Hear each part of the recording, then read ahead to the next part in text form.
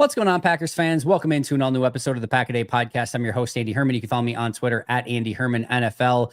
Super excited today because we're being joined by the one and only Warren Sharp. You can find him on social media at Sharp Football, of course, sharpfootballanalysis.com.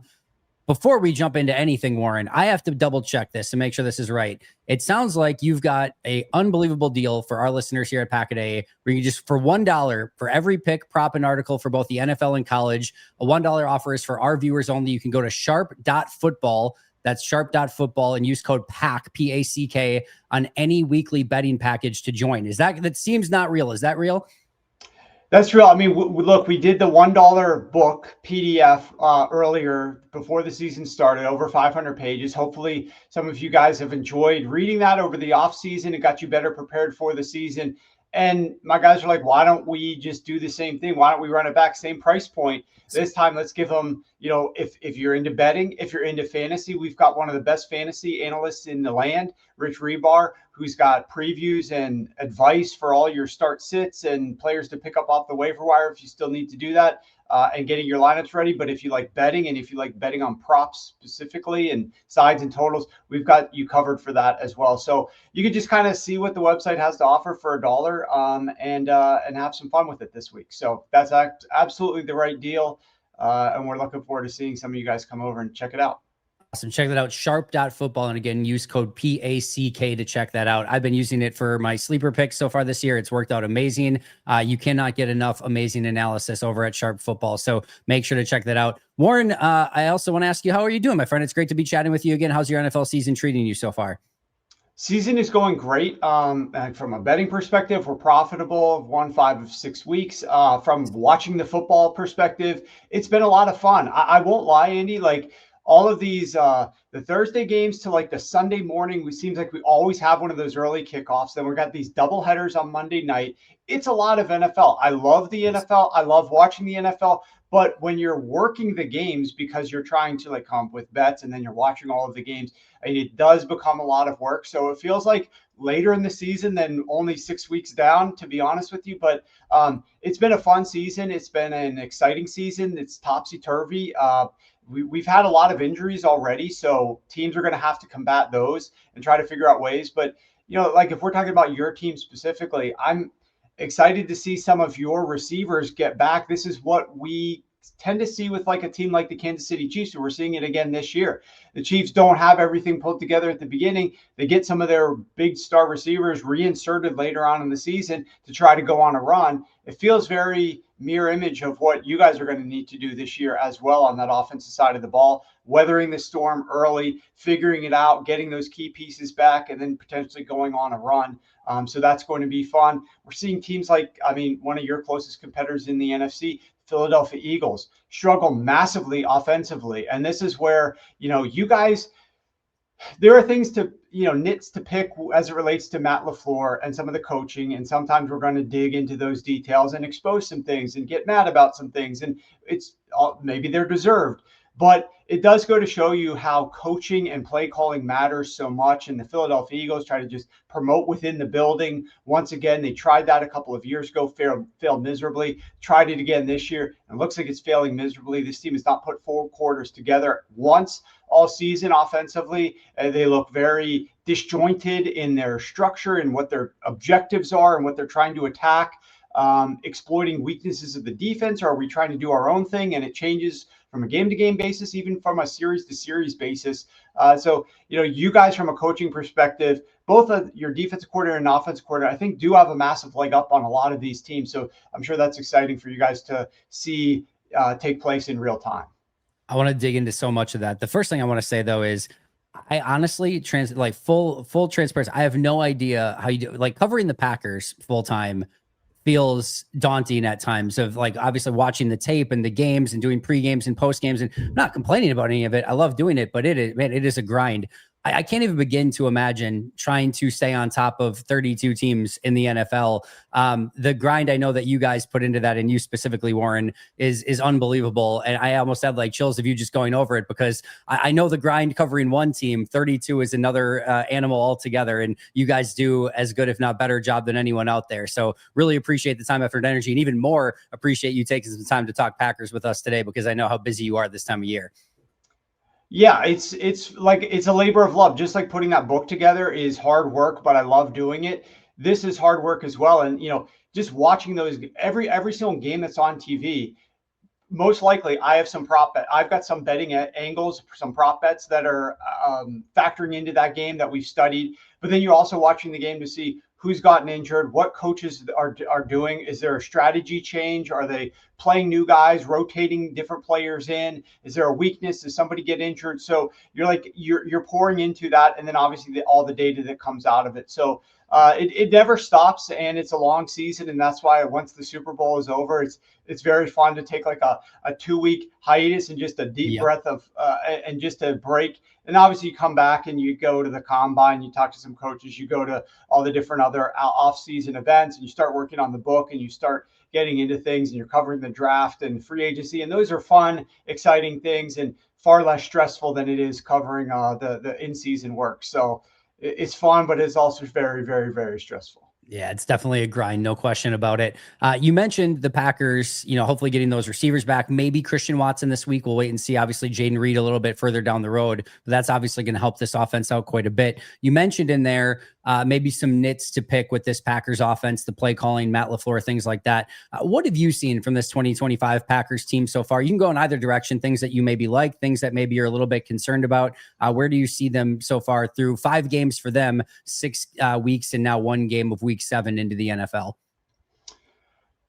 There's far more good than bad. Obviously, you see that in the record. You can see that it doesn't take 2020 vision to see that. But one thing that I think the team will get once you do get some of these receivers back, as it relates to Jada Reed, Watson, etc., is a little bit of ability to attack from outside of the red zone. You guys are one of 4 teams without an offensive touchdown from outside of the red zone.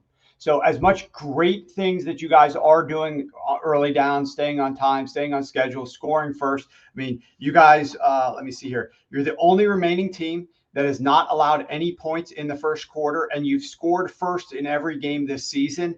The final remaining team to score first in every game. So your defense has great schemes early. You're slowing down some of your opponents. You are doing your job as scoring first. And this is a massive factor in the way that the rest of the game ends up playing out from a position of strength versus weakness. And you have led, as a result, for a league high, NFL best, 74% of offensive snaps in the second half of games. So the fact that you guys get leads early and then continue to grow them most of the time, that allows you the opportunity to play from that position of power, to not be predictable with your play calling, to allow Jordan Love the ability to operate with a lot more freedom and flexibility so that they don't have to be predictable. But adding those explosive elements where the defense has to defend every blade of grass as deep as they need to. They're worried about you scoring touchdowns from outside of the red zone as well. It is harder with the way that defenses are playing now to score touchdowns from outside the red zone. But like I said, 28 teams have done that. You guys are one of 4 that have not. Actually, it's ironic you guys are playing the Arizona Cardinals this week because they also have not scored a touchdown from outside of the red zone yet this season. So pay attention to that, Packers fans, if you're watching this game. Will either of these teams score a touchdown from outside of the red zone? Will be the first time here in week 7 that either will be able to do that so far this season. So that's one thing, just trying to develop a little bit more explosiveness out of the team. But you guys are doing great on third downs. Like, that's one of the things about staying on schedules. I'm a big proponent of bypassing third down entirely. Just get it out of, you don't even have to worry about third downs if you don't get into third down at all. Get a first down on first and second down. And so that's like one of the biggest things that I preach left and right. However, when you do get into third down, you are number 1 best in the NFL, 52% conversion rate. You've converted a league high, a third and long situations. You guys are converting, listen to this statistic, 48% of your third and longs. The league average is 23%. You're at 48%. The fact that you guys can stay on the field when teams are punting the football most of the time on those fourth downs, when they don't convert a third and long, they're punting the ball 3 out of every 4 times, like 75% of the time they're punting, and you guys are basically staying on the field 50% of the time. That's remarkable in those third and long situations, and definitely helps your offense keep the ball out of the opponent's hands. And that's one of the number 1 goals here of football, is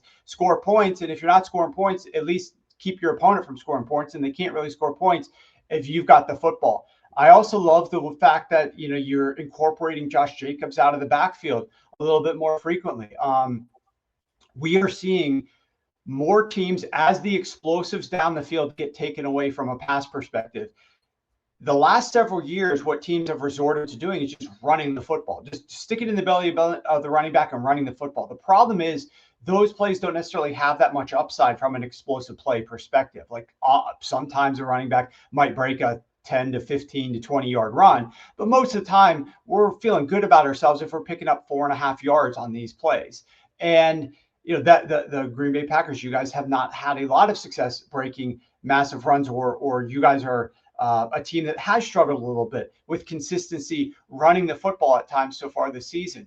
But where you still can be explosive is through the air to a running back, which are like some of the easiest slam dunk passes for any quarterback, because you're unlikely to be pressured because the ball is typically going to come out pretty quickly on a designed running back pass. It's one of those first read type situations, or second read at worst, hopefully, if it is a designed opportunity to get the running back the football. You're matching a running back up in space, so he doesn't have to fight through that defensive line. He doesn't find a hole through the offensive line to get to the defensive line to then be potentially tackled by a linebacker if he's lucky. What does the running back pass allow him to do? He's now matched up one-on-one versus a linebacker from the get-go with space, right? And so that's the great opportunity. And Josh Jacobs is taking advantage of that. If you stick a receiving back on the field, then you sort of are kind of keying off some lights flashing in the defense's mind. Hey, we might not be running the football here. This might be a running back pass. Let's be alert for that. But if you just have Josh Jacobs out on the field like it's a standard run play, but you're actually throwing him the football, that has really helped a lot, especially when Jayden Reed has been off the field, when Jayden Reed's been injured. So I really hope that even when Reed comes back, even when Christian Watson is back and you guys are taking some more of those deeper shots, that you do not forget how efficient it's been to throw the football to Josh Jacobs.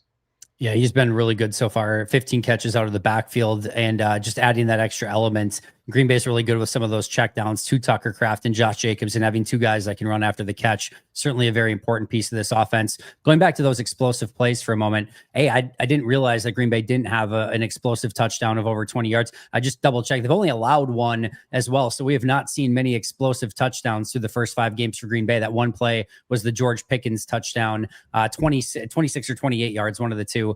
That's been the only big explosive touchdown so far in any of the Packers games, which is kind of interesting to look at. But even one step further, it does feel like that's the element both on offense and defense that's missing for Green Bay. Offensively, getting more of those explosive plays, specifically ones that are able to be taken to the house for a touchdown, and defensively getting any sort of turnover worthy plays to take the ball away. They only have 2 interceptions, no forced fumbles on the season, no fumble recoveries on the season.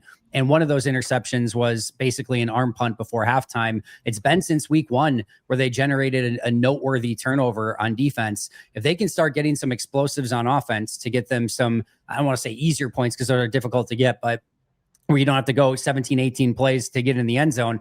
And then on defense, start generating some of those turnovers. I think you're going to see Green Bay start having a lot more success. I'm sure on both sides of the ball, that's something they'd like to do a little bit more efficiently. Yeah, and a couple of these stats are coming from our game preview. When we do game previews, we got a preview for the Cardinals game for you guys. And Rich Rebar, who writes these, does like to look at some of the season statistics for teams. And so this is part of the stuff you can find over at Sharp Football Analysis. You can get on board for just $1, as you mentioned earlier. To take that a step further, the Packers have scored 0 points off of takeaways so far this year. The only team in the league left to do so. So if you're talking about how you develop a higher floor from a point total, how you guys try to find more ways to score points, this is one of those ways. And I did a video after writing an article a few weeks back about the dynamic of the punch out and how that's sort of changing the game a little bit more. The peanut punch has always been in the division with Peanut Tillman and Chicago Bears. And we're not saying that this was just created in 2025, but the point is teams are throwing the football shorter. They're not throwing it deeper. As a result, interception rate is down. It's harder to get takeaways via interceptions. What is changing games is the punch out and trying to strip the football on any time that a player is running with it, most of the time it's a running back, but at times it could be the quarterback in the pocket. At times it could be a receiver after having, or tight end after having made a catch. Being aggressive around the point of attack of the football, like you don't want to give up a tackle opportunity. You don't want a guy to then slip through your arms and score a touchdown or something like that. But being a little bit more aggressive to try to go after and attack that football does flip games. And if you can't get, we know turnover margin flips games. If you can't get those interceptions because quarterbacks aren't throwing them because they're throwing shorter to higher completion rates, then you need to be doing it by the takeaways and the strips and the punch outs. We were seeing some teams have a lot of success in doing that. And the Green Bay Packers need to look a little bit more into, trying to get more aggressive and nosy around the point of attack with the football. So I think that's important. Like, look, we also know that offensively, you guys have been not only banged up at the receiver position, but along the offensive line too. And you got Zach Tom and Aaron Banks back. I know you only faced the Cincinnati Bengals with those guys last week, so it wasn't necessarily the most ridiculous test in the world, although we just saw the Pittsburgh Steelers get embarrassed by those very same Cincinnati Bengals. Love was only pressured on 28% of his dropbacks last week with those two offensive linemen back. It was the lowest rate since week 1. And this year, when he's been kept clean, Jordan Love leads the NFL in completion rate at 86%, leads the NFL in yards per attempt at 10.8, and leads the NFL, he's third in touchdown rate. So he's been outstanding when he's been clean. And that's part of the whole thing that we're talking about here with Matt LaFleur and the game plan and playing from ahead. When you're playing from ahead, you don't have predictable pass plays on second and third down. When you're playing ahead of the sticks, you can be a little bit more creative. And Jordan Love has been outstanding when kept clean. Now he might be kept clean a little bit more frequently with these linemen back.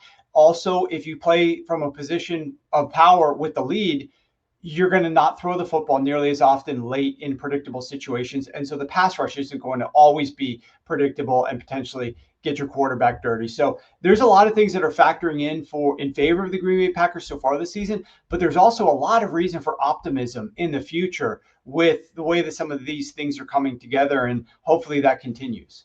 Hey friends, it's time to get our sleeper picks in for Monday Night Football. Epic game this week, and it very much affects the NFC North as well, so we'll be keeping an extra eye on it. Tampa Bay versus Detroit should be a really, really fun matchup. This was fun to go through. I'm going to be pretty Baker Mayfield heavy on this one. Baker Mayfield, more than 240.5 passing yards in this game. I do expect this to be a very high-powered game. I expect both of these offenses to be extremely potent. Detroit's secondary is obliterated at the moment, so I do expect Baker Mayfield to have a really impressive day throwing the football, so more than 240.5 passing yards. However, I do expect Detroit to go interception hunting. They know Baker's going to throw it around. They know that their secondary can probably not hang with the Buccaneers' weapons, so they're going to have to get some turnovers. So I do think Baker Mayfield ends up with an interception in this game, more than 1/2 interception. And on the flip side, this feels like a big-time Amon-Ra St. Brown game in prime time, more than 73.5 receiving yards for their number one weapon. In totality, we're going with Baker Mayfield, more than 1/2 of an interception, Baker Mayfield, more than 240.5 passing yards, and Amon-Ra St. Brown, more than 73.5 receiving yards. The best news is that you can get a 100% match up to $100 over on Sleeper by utilizing code PACKADAY. Again, that's a 100% match up to $100 by utilizing code PACKADAY. Also, if you're interested in a free $20 entry, they do have a opportunity right now to get one of those with no deposit required. So check that out. Terms and conditions apply for all of these promotions. Check them out over at Sleeper. They are available in over 25 states. So what are you waiting for? Check it out today and start winning over on Sleeper. Hey friends, I don't know about you guys, but I am entirely sick of all of these hidden fees and charges on all these different ticketing companies. You think you're going to pay $50, $75 for a ticket, and then all of a sudden it's $200 more than you were expecting, and you have to start all the way over. It's annoying, it's frustrating, and it doesn't have to be that way. It can be so much more simple. That's why I want to give TickPick, the sponsor of today's video, a huge shout out. With over 20 million downloads, TickPick has you covered. NFL, NBA, concerts, festivals, you name it, TickPick gives you the lowest prices guaranteed, no fees. What you see is what you pay. That's why I love using TickPick. Recently, just picked up some Bucks Lakers tickets for early in the season. Fingers crossed I'm going to get to see LeBron James. I know he's a little bit beat up, but that's my hope right now. But TickPick was so incredibly easy to use. I found a great price. I didn't have to worry about fees. I got to the checkout, clicked finalize, and I had the tickets ready to go. It was so incredibly simple. TickPick has your back. Each ticket is backed by their buyer trust guarantee, so you can trust your seats are 100% legitimate. And of course, I have a code for you guys as well. You can use code HMA for $20 off your first set of tickets at TickPick with a purchase of more than $100. That's $20 off any tickets with promo code HMA. Make sure you click the link in the description to download the app and have the code automatically added to your account so you can use it later. Thank you, TickPick. Go get after it. What are you waiting for? I know when we talked in the offseason, you were very excited about Jordan Love and basically how he'd played up until that point, and even maybe more excited for what he could do in 2025. How do you feel about Jordan Love's season so far? Obviously, when the pocket is clean, as you just mentioned, he's been outstanding. How do you view Jordan on the whole so far through 2025, or at least the 5 games he's played? Really strong. I've been really happy with the way that we've seen Jordan Love progress this season. Obviously, there are nits to pick here as well. There's a couple things that you wish were a little bit better. I'm sure you, having studied Jordan Love every 7 days a week, 365 days a year, have some more astute observations. So I'm not going to try to pretend like I've got something that's more novel. One thing that I have noticed that does frustrate me at times is his tendency to drift backwards in the pocket further and further back as pressure starts to come. And one of the things that prevents you from doing, not just does it make every single pass that you end up throwing a longer pass, so it's harder to complete a longer pass. And there are times that you don't need to do that. You could step up or move laterally and accomplish the same objective. But the biggest hack for any play, and this is something Brian Daboll worked on with Josh Allen and now is utilizing with Jackson Dart, though Dart needs to get a lot better at this, it is a designed pass play where there is an open run lane for the quarterback just to exploit it, where he's supposed to be going through his progressions. He's only been in the pocket for 2 seconds, 2.5 seconds, but there is an opening there where he can get yardage. And if he can get down at the same time, taking those free yards, the average yardage that's gained by a quarterback scramble due to an open run lane is an average of like 8.9 to 9.2 yards per play. That is the equivalent of like a great quarterback on average throwing the football, 8.9, 9.2 average yards per pass attempt. So these are slam dunk plays, but you're not going to have those opportunities if you're drifting backwards in the pocket 5 yards, then 10 yards backwards. Like, you're never going to be able to go up far enough to then take advantage of an open run lane if it does open up. So that's one thing that I noticed. Like, I wish that he would, he is a good quarterback and he ran a lot in college. There are opportunities for him to use his legs a little bit more frequently. And it's not some quarterbacks think it's a disservice, like it looks poorly on me. I'm supposed to just be sitting in the pocket reading. I want to be a pocket quarterback, just navigating the pocket and throwing the football. I don't need to scramble. I want to be like Peyton Manning or Tom Brady, etc. But the NFL has changed a lot, and those types of slam dunk plays are big edges for certain quarterbacks that some teams don't have. You're not going to really see, although Joe Burrow had that hilarious read option that he kept it on last night, you're not going to see a lot of the pocket quarterbacks like your Aaron Rodgers around the NFL take advantage of those. But Jordan Love is athletic, is mobile, could be taking advantage of those more. And that's just one small aspect. Overall, like I said, these statistics are great, and consider the fact that he's been doing it without a couple of offensive linemen. He's been doing it without a couple of top receivers, and he's still posting these insane statistics. Like, the future is very bright for the Green Bay Packers the rest of the season, now that we're seeing a little bit more health introduced to this offense. And obviously such a huge component of Josh Allen, Patrick Mahomes, Lamar Jackson, Jalen Hurts, etc. We can go on. You have to be able to take those yards when they're there for you as well. And the one good thing for Jordan, now obviously last year he was really beat up and did not have the ability to run as much, but last year only 25 rushes on the season for Jordan. He's at 20 already through 5 games, including picking up 7 first downs. He only had 9 first downs on the ground a season ago. So at least doing it a little bit more. But I do it. The big thing too, you drop back in the pocket to a certain depth and you're doing your tackles a big disservice as well, allowing those speed rushers or just any edge rusher to kind of get in the backfield a little bit easier and kind of get around the bend and get to that quarterback. So that's definitely something he has to be cognizant of as well. I'm with you. He trusts his arm. He likes some of those fadeaway throws. I think picked up a little bit from Aaron on the backing up fadeaway stuff, but yeah, he could probably do a better job of stepping up in the pocket a little bit more and taking some of those rushing lanes when they're there. Did you have something to add to that?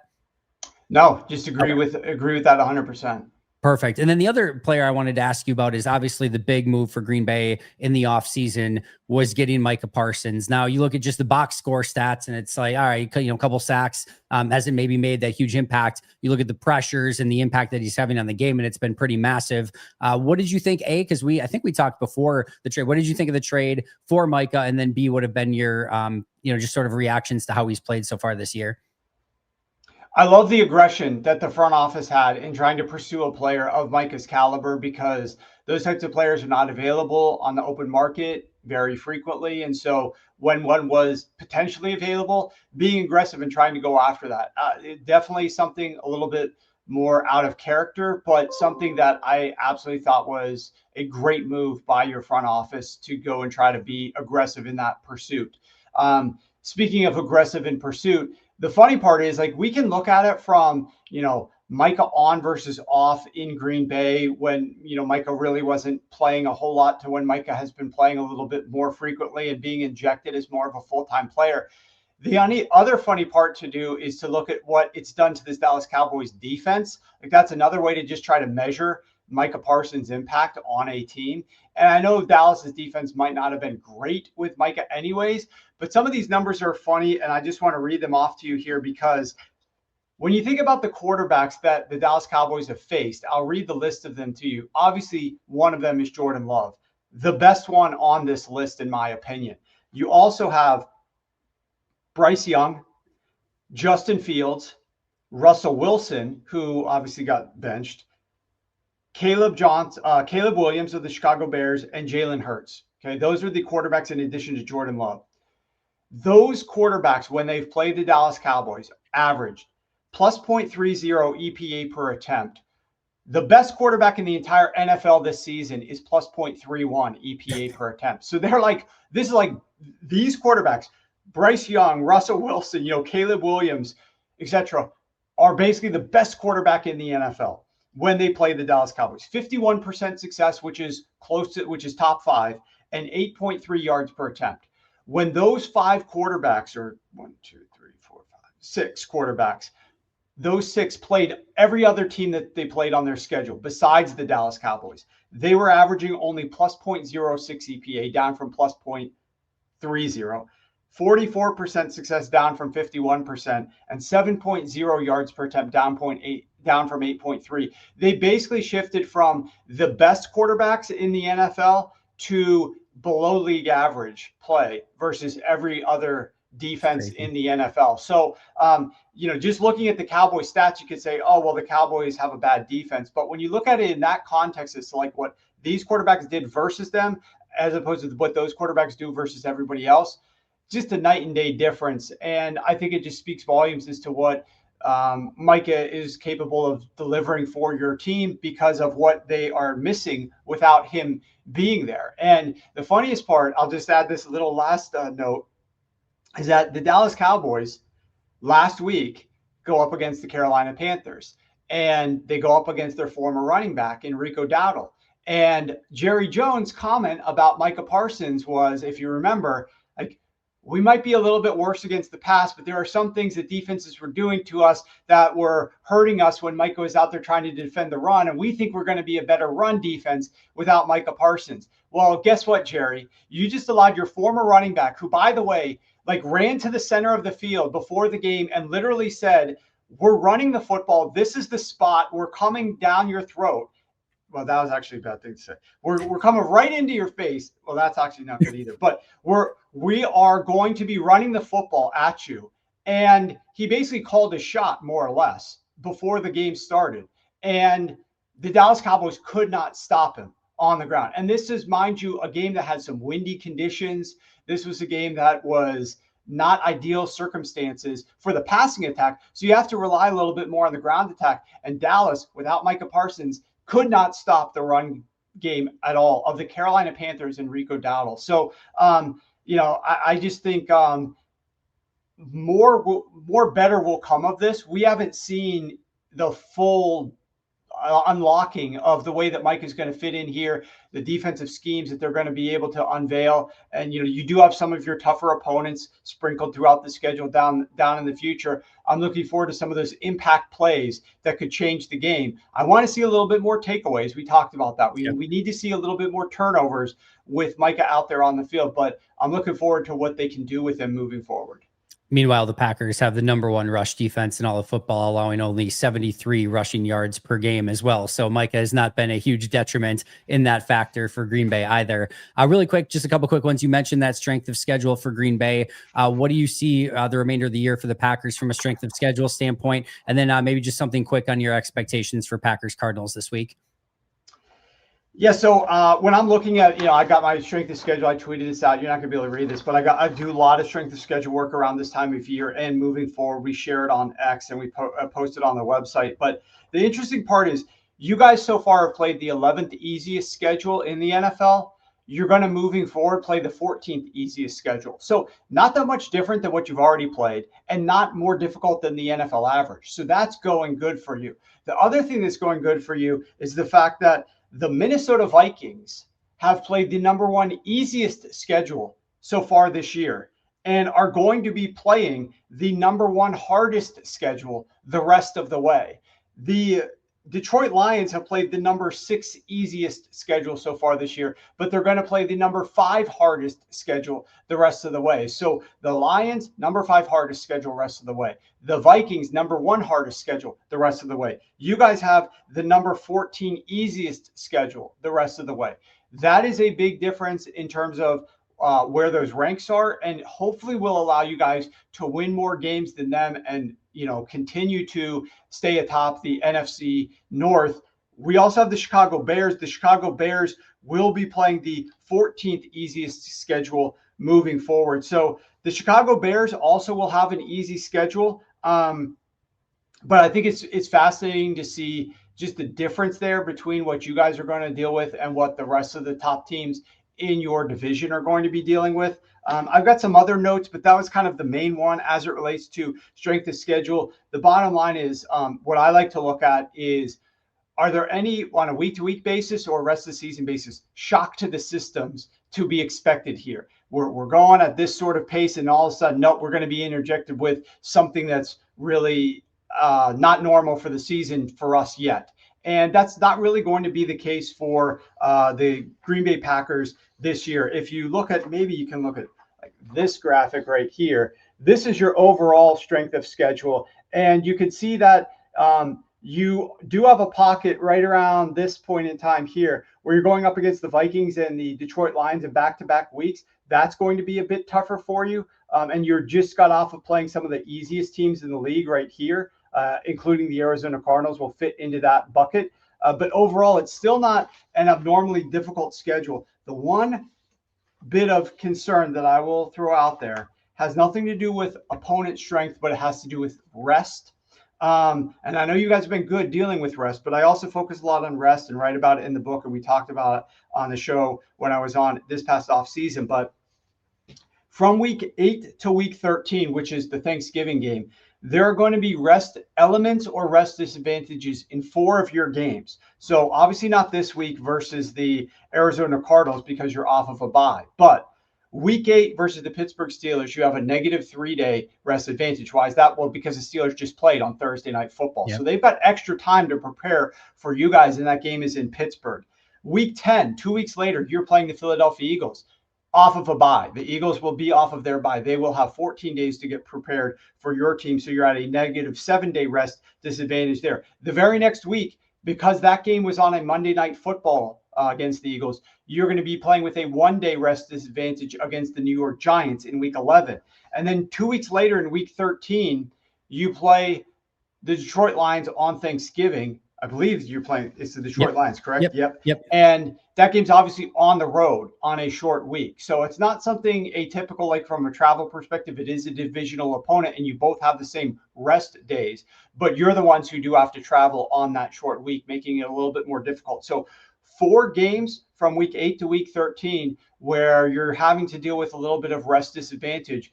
Overcoming that and figuring that out is going to be a critical part of your ability to take that easier than average schedule that some of the other teams don't have the benefit of and continuing to stay atop the NFC North. Packers take care of the Cardinals this week? Yes, I think they do. I mean, the point spread is actually interesting. It's been coming down a little bit. The Green Bay Packers were favored by a little bit more. It's been, when it reached 7, it's been bet back down a little bit, down to 6.5. So the Green Bay Packers on the road have to figure it out. The big question mark is, which quarterback is it going to be? Is it going to be Jacoby Brissett or is it going to be Kyler Murray? If I'm you guys, I want Kyler Murray. At less than 100% potentially Kyler Murray. One of the biggest things from a betting perspective over the years that I'll just tell you about Kyler Murray is that at the beginning of the season, he's typically at his best. And at the end of the season, he's typically struggling. It's not the end of the season yet, but let me get to that in a second. The reason that was always assumed to be the case was because it was Cliff Kingsbury's offense. Oh, Cliff's offense gets figured out. It's too simple. It gets figured out. A big part of it, however, was Kyler Murray is so small and diminutive in stature, gets banged around a lot, that he deals with injuries later on in the season. And one of the biggest aspects of Kyler Murray's game is that he needs to be 100% mobile in the pocket because he can't see down the field over those offensive linemen. He has to be able to move around a little bit.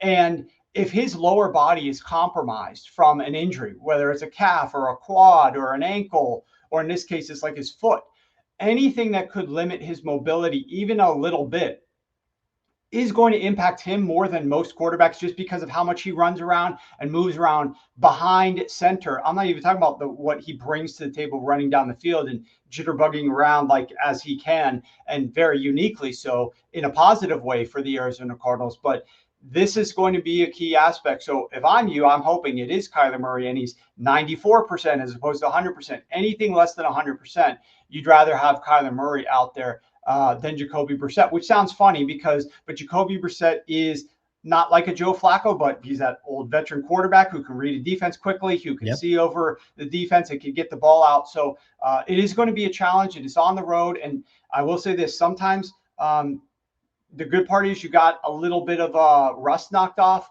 last week. Teams off of a bye have always tended to struggle a little bit. You're not sure what's going to happen when you come off of a bye.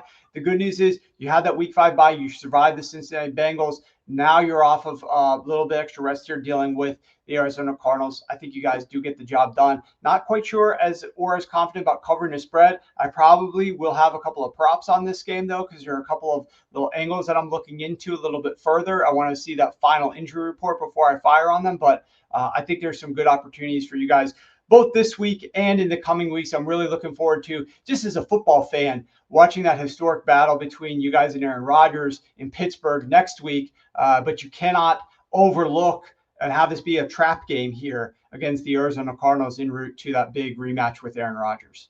Can't wait as well, Warren. I cannot thank you enough. We will definitely be checking out sharp.football, $1 for signing up right now by utilizing code PACK. So everyone get out there. Again, sharp.football, utilize that code PACK. Warren, anything else you want to plug on the way out? No, I think that's everything. It's been a lot of fun. I'm excited about your team. I was excited about you guys entering the season, as you know. I'm still excited. I got a lot of enthusiasm. Looking forward to you guys getting healthy and seeing what you can do the rest of the way. Warren, cannot thank you enough. You and your team do such an incredible job. It's such an asset to anyone that's whether they're making picks or just want to have a better knowledge of football. Cannot recommend Sharp Football enough. So make sure you're checking it out on the daily. And again, utilizing that code PACK to get that incredible offer as well. Follow him at Sharp Football, SHARP Football over on social media. You can find me at Andy Hurt NFL. That's going to do it for us today. But until next time, and as always, go Pack Go.